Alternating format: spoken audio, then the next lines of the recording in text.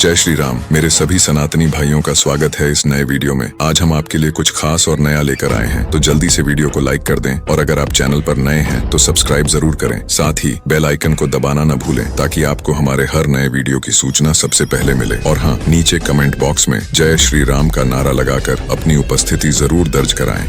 ये मोदी का कहना है कि हिम्मत है तो बांग्लादेश के बारे में बात करके दिखा। मैं बांग्लादेश के बारे में बात क्यों करूं जब मेरे खुद के देश की माइनॉरिटीज के चाय वाले ने पकौड़े लगा रखे हैं। एंड लास्ट आई चेक, मेरे तो आधार कार्ड पे भी भारत सरकार लिखा है। और इस तरह इस्कॉन मंदिर के इस पुजारी के अरेस्ट पे 2 दिन से ये भजपिल्ले सोशल मीडिया पे चला रहे हैं। हिंदू खतरे में, हिंदू खतरे में, हिंदू खतरे में है, लेकिन इसी चाइल्ड मोलेस्टर पुजारी से खुद के देश की ना महिलाएं सुरक्षित है, ना मुसलमान सुरक्षित है, ना लोअर कास्ट सुरक्षित है, लेकिन इनकी ऑल आईज ऑन बांग्लादेश में। बांग्लादेश में क्या क्या हो रहा है हम सब देख रहे हैं। बांग्लादेश में सड़कों पर बाकायदा रैली निकालकर हिंदुओं को काट देने की धमकियां दी जा रही है। लेकिन इस पर स्टूडेंट की बातें सुनिए। इसको ये सब बोल के क्या दिखाना है, मैं कितनी कूल हूँ, मैं कितनी बड़ी चमची हूँ। लेकिन ये बेचारी भी क्या करे, इसके बड़े से पापी पेट का सवाल है जिसे भरने के लिए इसको पैसे लगते हैं और वो पैसे एक स्क्रिप्ट के साथ आते हैं। तो ये अपने छोटे से दिल पे पत्थर रख के अपना ईमान बेच के दांत निकालते हुए बड़बड़ा देती है। मुझे एक स्क्रिप्ट दी गई थी और एक ट्रायल रिकॉर्डिंग के लिए बोला गया था। ये वीडियो कभी भी पब्लिक रिलीज के लिए नहीं बनाई गई। मैं सिर्फ आप लोगों को ये बताना चाहती हूँ, ये एक स्क्रिप्ट थी, ये एक ट्रायल रिकॉर्डिंग थी और ये उसी तरीके से लिया जाए। इस वीडियो में ना ही मेरे कोई पर्सनल व्यू पॉइंट्स हैं और ना ही उस द्वारा वेरीफाइड इन्फॉर्मेशन। पापी पेट का सवाल, इसे कभी इंसान की उम्मीद भी मत रखिए। उसके लिए इंसान होना पड़ता है ना। पर ये तो चुड़ैल है और चुड़ैल दूसरों के दुख पे तो हंसती ही है। थोड़ी इस चमची को चेयर गति करके पैसे कमाने दीजिए, वो अपना बड़ा सा पापी पेट भरने दीजिए।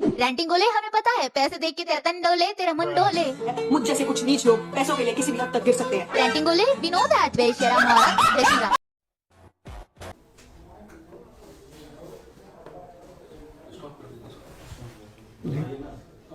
आपको मैंने बोला था ना, हाँ मतलब उल्टा सीधा सवाल नहीं करने चाहिए। नहीं, ये तो कुछ सवाल नहीं। स्टार्ट तो बोलेंगे, आप स्टॉप कर दें। नहीं नहीं, एक बार सर से सवाल ही पूछ रहे इसमें ऐसा कुछ। Sir it's very normal. हमने ऐसा कोई सर ऑब्जेक्शनेबल सवाल पूछा आपसे, मैं आपसे इतना पूछना चाहता हूँ। नहीं नहीं, हम कैमरा रिवील करेंगे, लेकिन हम सर से पूछा, सर हमने कोई ऑब्जेक्शनल सवाल पूछा ना भैया। देखो मैं बात दूं जी, पार्टी लाइन डिसाइड करेगी, ये तो ये लोग डिसाइड करेंगे वो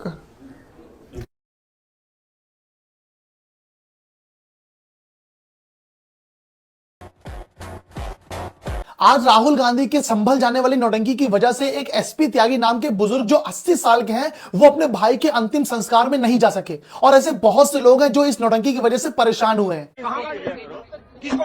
हम तो ये कह रहे हैं हमारा रास्ता खाली करो। मेरा एसपी त्यागी, मेरी 80 साल, हम जा रहे हैं बहुत दूर, यहाँ से 40 किलोमीटर है, दिल्ली से। इमरजेंसी है, वहाँ मौत हुई पड़ी है। हम ये चाहते हैं हमें निकाल दो ताकि उस मरने वाले के साथ तो हो जाए, उसकी अर्थी के साथ। किसी को ऑफिस जाना है, कोई इमरजेंसी में खड़ा है, कोई बीमार है, अब मुझे जो है वहाँ अर्थी के साथ में जाना है। मेरे भाई की डेथ होगी, अब मैं यहाँ खड़ा हूँ। 70 साल में कांग्रेस ने सिर्फ पब्लिक को परेशान और परेशान ही किया है। दुश्मन बगल के देश में किस प्रकार का कृत्य कर रहे हैं, याद रखना। किसी को अगर गलतफहमी हो, 500 वर्ष पहले बाबर के एक सिपह सालार ने जो काम अयोध्या में किया था, जो काम संभल में किया था, और जो काम आज बांग्लादेश के अंदर हो रहा है, तीनों की प्रकृति, तीनों का डीएनए एक जैसा है। गलतफहमी में मत रहना। अगर कोई ये मानता है कि वो बांग्लादेश में हो रहा है, तो यहां भी बांटने वाले तत्व उनके लिए बेट बन करके खड़े हो रखे हैं, पहले से खड़े हैं। पढ़े लिखे मुख्यमंत्री का यही फायदा होता है कि पढ़ी लिखी टीम उनके साथ काम करती है। मनीष सिसोदिया जी हैं और ये अपने आप को पढ़ा लिखा शिक्षा मंत्री भी बताते हैं। देखो इनकी हिंदी, और मजे की बात यह है, यो आदमी दिल्ली का शिक्षा मंत्री रहा और इसके चर्चे न्यूयॉर्क टाइम्स में भी छपे। और वो पेड थे या अनपेड थे वो तो यही बता सकते हैं, लेकिन आप पहले इनकी हिंदी सुनो। वर्ष 2018-19 के दौरान संशोधित अनुमान में पूरक मांग के तहत 17 करोड़ 38 लाख 173 करोड़ 79,982 करोड़ रुपए की पूरक। सुन ली भाई हिंदी? क्या कहना चाहोगे कमेंट कर दो फटाफट।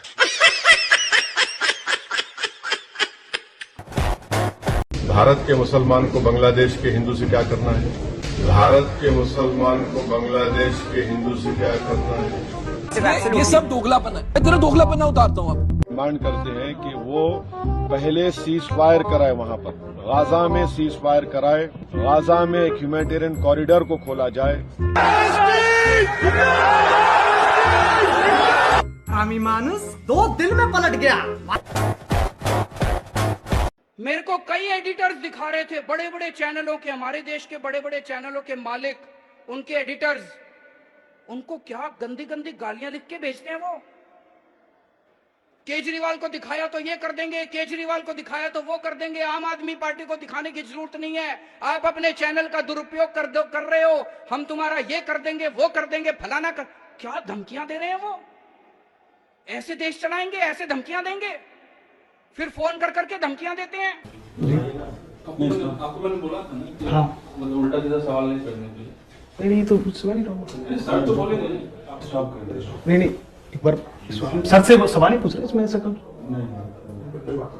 Sir, it's very normal. हमने ऐसा कोई सर ऑब्जेक्शनेबल सवाल पूछा आपसे, मैं आपसे इतना पूछना चाहता हूँ। नहीं, हम कैमरा रिवील करेंगे, लेकिन हम सर से पूछा, सर हमने कोई ऑब्जेक्शनल सवाल पूछा ना भैया। देखो मैं बोलूं जी, पार्टी लाइन डिसाइड करेगी, ये तो ये लोग डिसाइड करेंगे। वो मोहम्मद इरफान, हम तो 2 शादी करेंगे, कम से कम 20 बच्चे पैदा करेंगे। हम तो शादी करके 20 2 शादी करेंगे भाई। 20 बच्चे करोगे? 20 क्या, अरे जितने हो जाए थोड़े है भाई। अभी यूँ कहते कि हम कोई मशीन है। ना भाभी तो बोलेगी भी नहीं, हिम्मत ही नहीं है, बोलती नहीं है। होने चाहिए कम से कम शादी भी तो होनी चाहिए। पालेगा कौन उन्हें? अरे अल्लाह देगा, रोजी का वादा अल्लाह ताला ने कर रखा। मेहनत करो, रोजी अल्लाह ताला देगा। मोदी कौन रोजगार देने वाला है भाई? मोदी कौन रोजगार देने वाला है? मोदी तो कुछ भी बादशाह नहीं है। इससे बड़ा बादशाह आया फिरौन, कारून, नमरूद, सद्दाद, उनसे कुछ नहीं बिगड़ा। इस्लाम धर्म का ये क्या है? ये तो छोटी सी कठपुतली है। बहुत बड़े स्तर पे वोट काटे गए हैं। चुनाव आयोग ने बताया कि 10 लाख वोट कटे हैं पिछले विधानसभा चुनाव के बाद। अगर इन वोट जो कटे वोट हैं उन पे नज़र एक दौड़ाई जाए तो ये अधिकतर वोट आम आदमी पार्टी और कांग्रेस के हैं।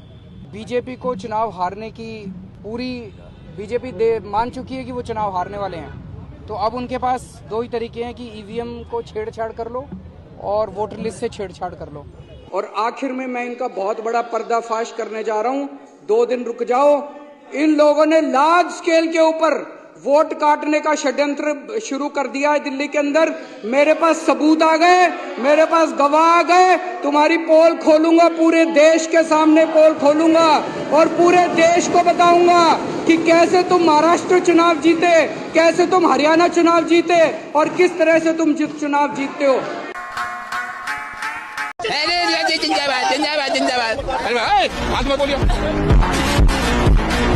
इन लोगों ने परेशानी कर रखा है, कॉन्स्टिट्यूशन का मजाक बनाते हैं, फिर बाद में लोग बोलते हैं of the people for the people by the people. कुछ फर्क नहीं पड़ता उस सबसे। जब तक ये लोग खड़े रहेंगे तब तक कुछ होएगा नहीं। वो बैठा गाड़ी के अंदर छुप के, उसे गर्मी लग रही है, बाहर नहीं आ पा रहा है। सब लोग खड़े धूप में, वो 2 मिनट के लिए बाहर निकला, वो इतना गोरा आदमी लाल तो ही जाएगा धूप में। दीदी ने क्या बोला था? हम पैदल जाएंगे। पैदल जाओ, क्या हो गया? उड़ के जाओगे क्या गाड़ी से ही? पैदल निकलो। दीदी ने बोला है ना, दीदी की बात मान लो। कोई जिंदाबाद नहीं है। 2 वोट मिल रहे हैं, वो भी नहीं रहेगी।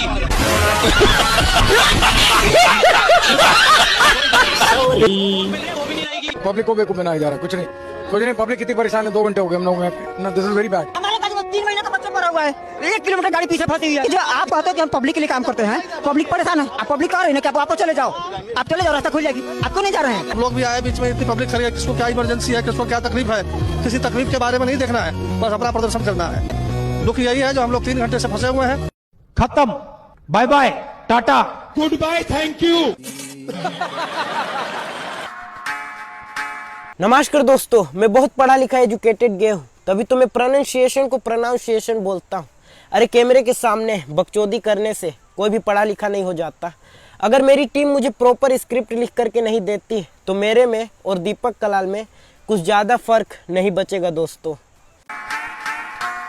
क्या नाम है भैया आपका? मेरा नाम तो सभाजीत यादव है। 5 साल से योगी जी की सरकार रही यूपी में। जी जी। कैसा रहा काम इनका? देखिए, वैसे तो बताएं, सरकार तो इसे काम इनका अच्छा नहीं रहा हमारे नज़रिए से। और सबसे बड़ी बात ये रहेगी कि बेरोजगारी इस सरकार में बहुत ज़्यादा बढ़ गई है। देखिए मैं भी बीए किया हूँ, सालाना इतनी बेरोजगार बैठा हुआ हूँ। कब से बीए आप? मैं 2009 में किया था। 2012 से 17 तक तो अखिलेश यादव की सरकार थी। जी। उन्होंने क्यों नहीं दिया रोजगार? उन्होंने रोजगार दिया, ऐसी बात नहीं है उन्होंने रोजगार नहीं दिया। उस समय थोड़ा मेरा तबीयत डाउन हो गया था, जिसकी वजह से मैंने फॉर्म वॉर्म फिलअप नहीं कर पाया। मी देवेंद्र सरिता गंगाधरराव फडणवीस ईश्वर साक्ष शपथ घेतो की महाराष्ट्र राज्याचा मुख्यमंत्री म्हणून देश के अन्नदाता का विरोध मत करो। सॉरी, अन्नदाता तो ऊपर वाला होता है। किसान यदि अन्न उगाता है तो उसको बेचता है और हम खरीदते हैं, फ्री में हमको अन्न नहीं मिलता। तो अन्नदाता तो केवल ऊपर वाला है, लेकिन किसानों को आंदोलन करने का तो हक है, अपनी मांगे मनवाने का भी हक है। और किसानों की मांगे क्या है कि किसान आंदोलन में जो लोग मर गए हैं किसान, उनको मुआवजा दो और उनके परिवार के लोगों को सरकारी नौकरी दो। पहली बात तो आप ये जान लो कि जो किसान मरे हैं वो अपने से मरे हैं, उनको कोई मारा नहीं है। और यदि सरकारी नौकरी आंदोलन करने वालों को मिलने लगेगी तो पूरा भारत भी आंदोलन करेगा। सुन लो भाई, दिल्ली के अंदर किसकी सरकार है? आम आदमी पार्टी की। 10 साल अरविंद केजरीवाल दिल्ली के मुख्यमंत्री रहे, अभी लास्ट में चलते चलते आतिशी मार लेना को मौका मिल गया। और ये खुले मंचों तक ये कह रहे हैं दिल्ली की जनता तय। अब भाई दिल्ली में यदि इनकी सरकार आ गई तो ये बढ़े हुए बिल जिसके भी आ रहे हैं ये इन्होंने माफ कर देंगे। इनका कोई नहीं पूछ जाएगा भाई दिल्ली में ही किसकी सरकार है, इन्हीं की तो सरकार है। और ये बढ़े हुए बिल भेज कौन रहा है? यही भेज रहे हैं। तो ये बिला ने क्यों ना माफ कर देते? मतलब ये एक प्रकार से लोगों को बेवकूफ बनाकर डरा कर उनको ब्लैकमेल कर रहे हैं। अब यदि मारता वोट दोगे तो ये बिल माफ होंगे, नहीं तो नहीं होंगे। लेकिन इस बार इनकी ये गुंडागर्दी चलने वाली नहीं है। अब की बार केजरीवाल दिल्ली तक बाहर जूते मार के